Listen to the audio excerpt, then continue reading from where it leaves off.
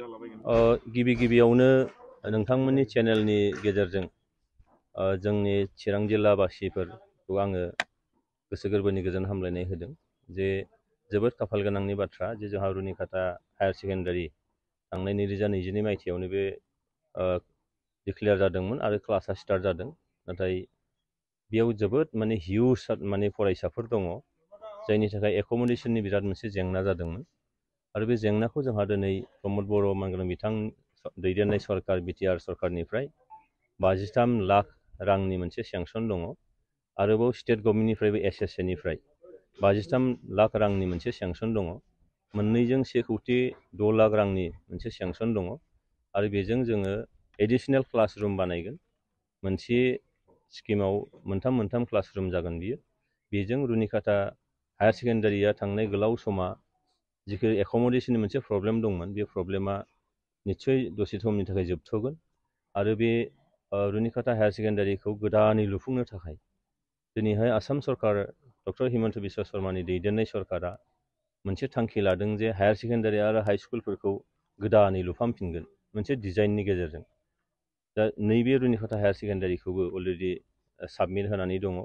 निस्सयकै आङो मिजिं खालामदों देग्लाय 2024 मायथाइनि गेजेरावनो बे जानांगौ आरो बे जायोब्ला रुनिकाटा हायार सेकेन्डारि फरायसालिखौ जोङो मोजां मोनसे महराव जों नुनो मोनगोन आरो बेजों बिनि जिखिनि एक'मडेसननि मोनसे जेंना बे जेंनाजों जोबनायजों लोगोसेनो बिनि समायनायाबो निस्सय फैगोन आं बेखौ मिजिं खालामदों।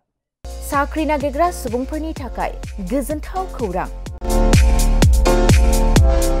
गिबि खेबनि थाखाय RB मेथमेटिक्स सेन्टारा बाक्सानि सदर मसलपुराव गासै कम्पिटिटिभ एग्जामनि थाखाय गोदानै कचिं सेन्टार बेखेवनो थांगासिनो दं। जायफोर सुबुंफ्रा गोजान जायगायाव थांनानै कम्पिटिटिभ एग्जामनि थाखाय कचिं लानो हायाखैमोन बिथांमोना बे बारनिफ्राय बे कचिंनि खाबुखौ RB मेथमेटिक्स सेन्टारनि जोहै मसलपुराव मोननो हासिगोन। बे कचिं सेन्टाराव बिथांमोना direct recruitment 3rd and 4th grade railway SSC army GD Agniveer bank police आरो टेट आनजादफोराव जिरायनो हानाय बायदि रोंगौथि गोनां फोरोंगिरिजों फोरोंथाय होनाय जागोन।